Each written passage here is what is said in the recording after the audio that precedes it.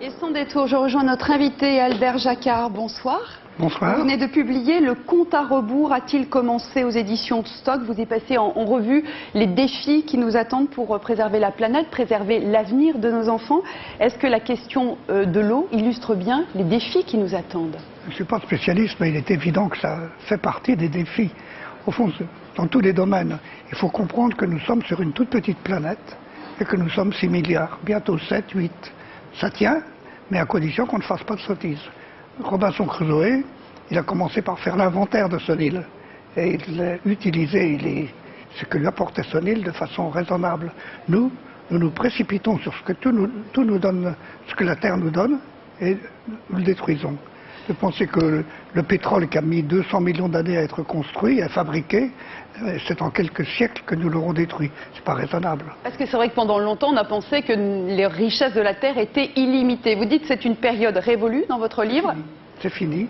Songez que des économistes comme Jean-Baptiste Say disaient à la fin, au début du 19e siècle, l'air et l'eau pure n'ont aucun prix, sont gratuits, car il y en a autant qu'on veut. Or c'est faux.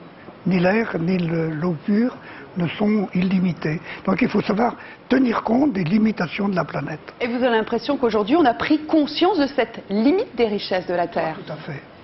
Si j'ai écrit mon livre, c'est pour essayer d'aller dans le bon sens de la prise de conscience. Mais effectivement, cette prise de conscience, elle n'est pas faite. La preuve d'ailleurs, c'est qu'on parle de crise pour ce qui nous arrive actuellement. Or, ça n'est pas une crise. Vous parlez de la crise économique? La crise économique.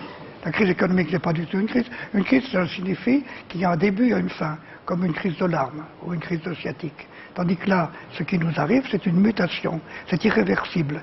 Jamais plus le monde économique ne sera comme il était il y a 6 mois. Par conséquent, acceptons de parler de mutation et ne parlons plus de croissance, puisque la croissance est incompatible avec les limites de la planète. Oui, vous attaquez dans votre livre ce que vous appelez l'intégrisme de la croissance. C'était une forme de leurre, du tout est possible.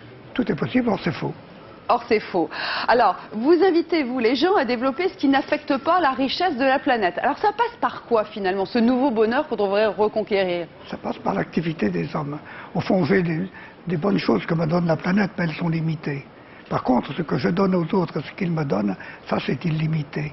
Éduquer des enfants, ça ne coûte rien à la planète. Guérir des gens, ça ne coûte rien à la planète. Ça coûte de l'activité humaine. Et ce qui apporte le plus de bonheur dans la vie, c'est tout de même d'avoir éduqué, d'avoir guéri, d'avoir soigné, d'avoir rendu la justice. C'est ça qui est important. Ça ne coûte rien à la planète. Mais ça, c'est pas le regard d'un idéaliste? J'espère que c'est idéaliste. Pourquoi pas?